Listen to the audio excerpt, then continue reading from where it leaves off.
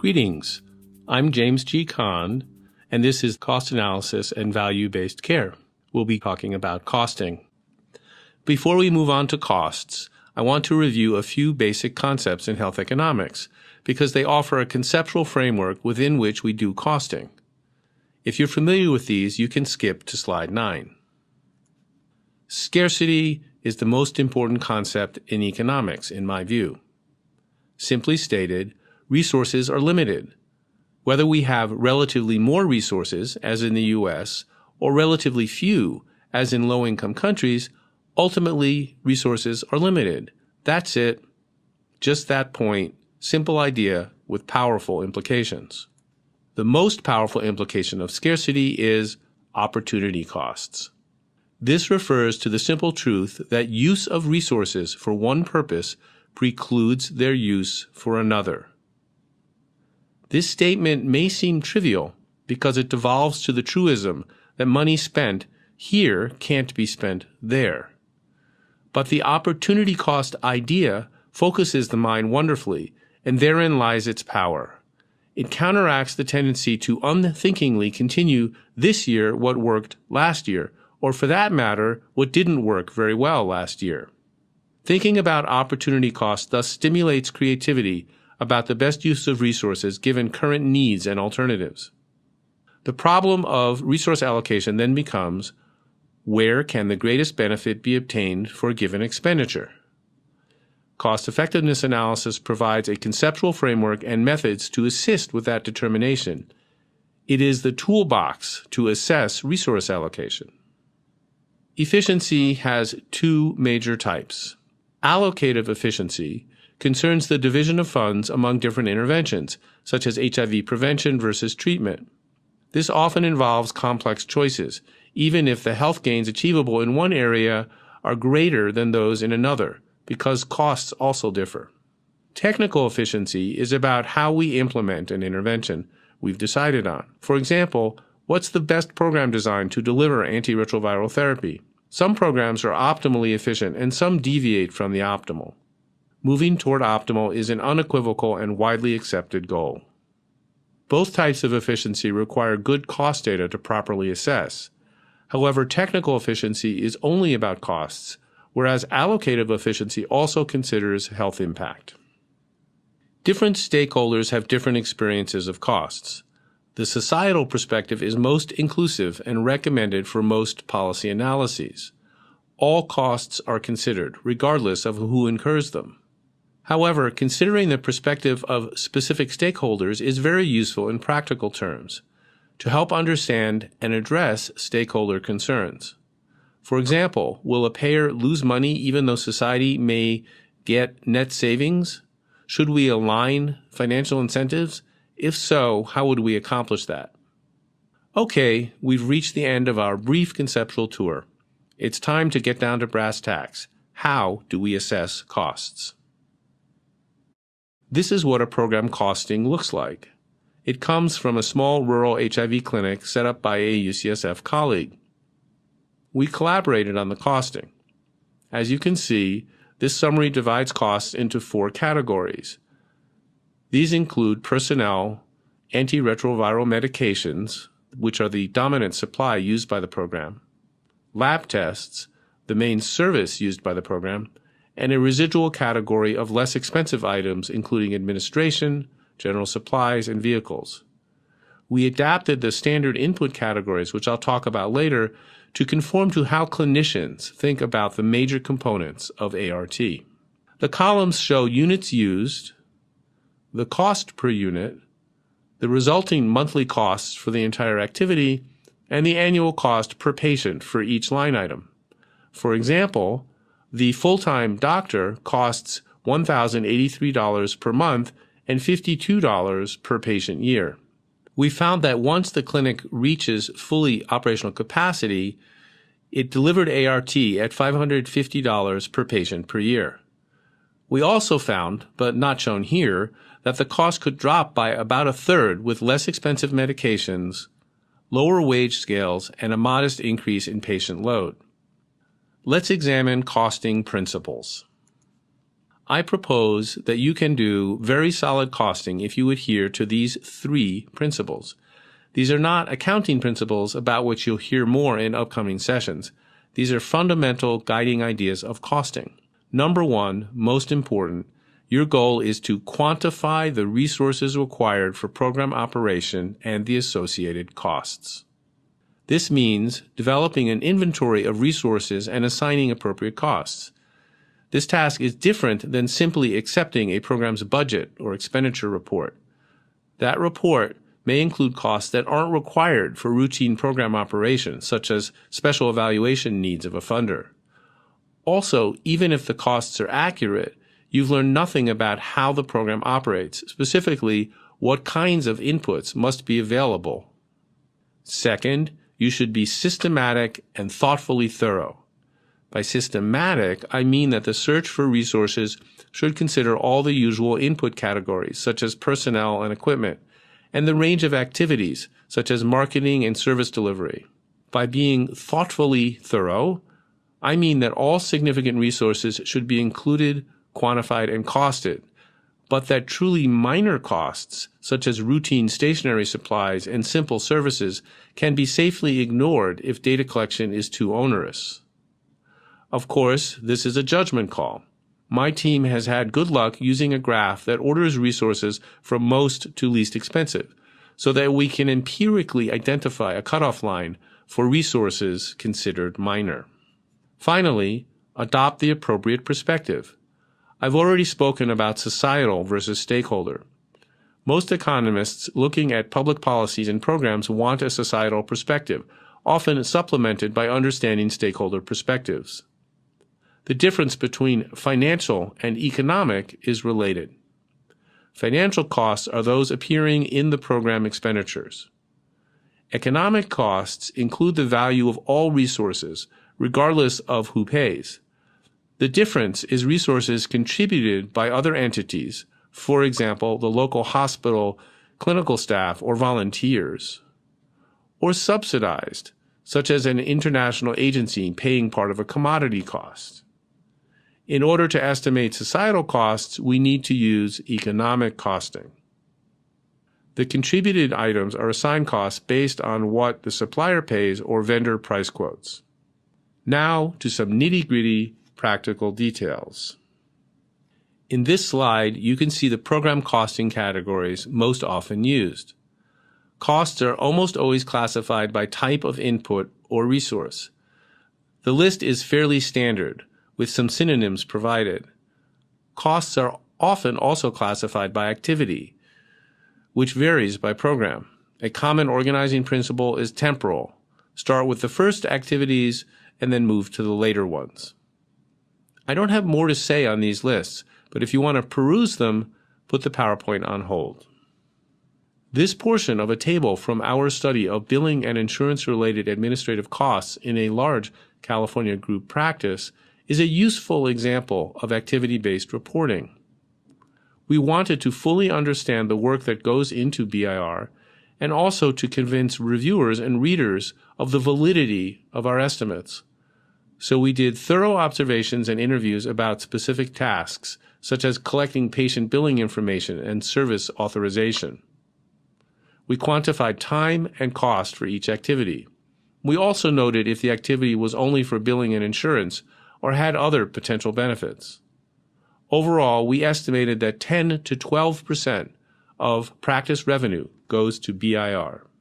Time frame is a relatively straightforward issue. In theory, one could choose many time frames. However, one frame stands out, a single year or multiple full years. Annual costing conforms to our pervasive financial and programmatic record keeping. It avoids distortion due to seasonal effects, and it smooths most random variation. It can be for the calendar or fiscal year. Portraying results by month, if easy, may indicate how cost varies through the year. The program should be fully operational in order to best indicate long-term costs. If the startup period is during the analysis timeframe, it should be omitted or, if it's of interest, explicitly portrayed. Now down to true brass tacks. Nose to the grindstone, the rubber hits the road. That's right. How do we measure costs? The high-level answer is existing records, most of all, with interpretation from the program staff. This is supplemented by additional data collection for missing detail. Let's start with input quantities. For personnel, you can learn a lot by examining human resource records on hiring and worked hours. This works brilliantly if all program staff work only for the program you're studying. This happens sometimes, or for some staff. But if staff divide time with other roles, such as clinical care, then you'll have to dig deeper. Likewise, if you want to understand staff effort across different program activities. Interviews with the staff may clarify how they divide time, especially if they do so in large chunks, such as every Tuesday and Thursday in clinic, and otherwise in the program. When program activities occur in smaller increments and are interspersed with other roles, it makes sense to implement a time and motion observation. This means dividing work time into potential activities such as counseling, follow-up calls, and record keeping. There are various time and motion methods, all involving sampling and record keeping. The most accurate and feasible time and motion method depends on the specific program situation and costing goals.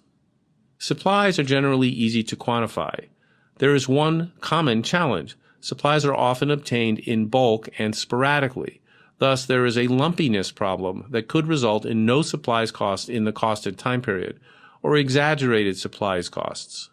The solution is normally to spread out supplies costs to align with service data. For example, count the number of clients tested and assume one test kit per client with some allowance for wastage. Space and administrative overhead are organizational shared costs that must be allocated to the program. This can be done by calculating proportion of total organizational staffing, or clients, or space used by the program. For example, if the program uses 30% of staff time, it can be assigned 30% of overhead costs. Note that overhead may not be quantified into discrete units in the same way as other inputs. The next area of program cost measurement is the unit cost or price of inputs. For personnel, this can be obtained from human resource records or ledgers. It's also fine to use standard pay scales for individuals in specified job classifications. Supplies, equipment, and services can be costed from purchase records. For donated or subsidized items, the true price can be determined from other purchases or from market price quotes. 3 price estimates are normally used. Finally, output quantities are critical. Without these, we'd know just the total program cost, but not the cost per output. We need to know the cost per output to compare efficiency across programs. Outputs may be services, such as the number of screening tests and associated counseling completing. They may be population size served, such as the number of clients. For ongoing services, outputs are often measured with a time component. For example, for ART, we often report client years of therapy per year of program operation. A patient on ART for the entire year counts as 1 client year, and a patient on ART from July to December counts as half a client year. Outputs are not recorded in a uniform way. There are no output accounting standards. The required information is often available in annual reports to funders, service logs, and client enrollment records. When these are absent or potentially unreliable, a strategic chart or register review may yield the required information. For example, if there are 3,000 charts, a random sample of 200 charts may offer a good estimate of the likelihood and duration of ART. Accurate output estimates are critical for valid unit costs. The output is the entire denominator of the unit cost calculation, and thus drives measures of efficiency. If resources for costing are limited, as is often the case, this measurement deserves more attention than minor cost elements. This session focuses mainly on program costs. Cost records for programs are generally not integrated into health system costs, but sometimes they are, such as a program to encourage patients to see their doctor for hepatitis C testing and treatment. Thus, I'll provide a quick overview of costing via healthcare resources. In the U.S., utilization of and payment for healthcare services are comprehensively captured in electronic insurer records. Alas, comprehensive does not mean consistent or readily available. When these records are available, they have detailed information using standard procedure and billing codes for all types of services, including outpatient visits, tests, and treatments. Many hospital services are also recorded in hospital discharge databases. Costs can be approximated from charges. The allowed charges, amounts that are permitted by contractual agreement, are the best estimate of true costs. Still, they're not the same, since they reflect negotiations between payer and provider rather than formal costing. There are cost accounting systems, such as at UCSF, that do a better job of quantifying resources used and associated costs for individual patients. However, they are often unavailable for research purposes. Wholesale drug prices are available from a reference called the Red Book. Utilization and cost data are more consistent in systems with a single payer or standard billing system, such as other wealthy countries in the OECD, or Organization for Economic Cooperation and Development. However, I have no experience using them, so I can't comment further. In low-income countries, cost and utilization records are highly variable and can be very unreliable. Careful record review and direct validation is indicated. The World Health Organization offers estimates of the cost of outpatient visits, inpatient days, and certain health worker categories. However, these estimates may not represent full costs or a particular facility. In this slide, I review some recurrent themes in costing. Retrospective sounds inferior, but in costing, if records are good and resources were deployed entirely to the program, retrospective is not a major deficit. Where prospective is preferred is when program implementation is intermingled with other activities. That's when the allocation of staff time and other inputs to the program versus other purposes can benefit from contemporaneous discussion or observation. Similarly, dividing program costs into different activities can work retrospectively if the activities were fairly separated in time, place, or type of resource used, but not if the same people did multiple activities at once. Allocation of shared resources is critical and challenging, even in a prospective study. The cost analyst must exercise great judgment to decide when it's acceptable to rely on interviews, such as when different staff are responsible for different activities, or program activities occurred in discrete timeframes, such as on the same day every week. Often, the activities occur in a more jumbled fashion, so it's necessary to observe them using time and motion observations. I've mentioned spending too much time on minor cost inputs. I call this the forest and trees problem, losing sight of the big issues, the forest, for the details, the trees, or branches, or twigs. Costing is time-consuming, and the costing effort needs to be managed well. It's far more important to fully understand big-ticket items and the outputs than costs of just 1 to 2% of the total. In my view, it's also more important to understand potential reductions in large costs, like lower commodity prices or more efficient use of staff, than to quantify each pencil and ream of paper. Finally, since we often cost pilot projects, it's valuable to think ahead to routine implementation. Will staffing be more precise, thus with less downtime? Will supplies be less expensive? Monitoring streamlined? We found that thoughtful adjustments are credible and increase the value of the costing exercise for planning purposes. My advice on cost reporting is simple. Provide detail, clearly organized. A high-level summary is always required in the executive summary or main publication. However, extensive detail on quantities and prices, organized by type of input and type of activity, is highly desirable to fully convey findings and demonstrate validity. This can be done in the appendices and online supplemental material. I'm part of the Global Health Cost Consortium, funded by the Bill and Melinda Gates Foundation. One of our products will be dummy results tables. When you're ready to report on program costs, let me know and I'll direct you to these resources. Thanks for listening to this presentation. Contact me if you have questions.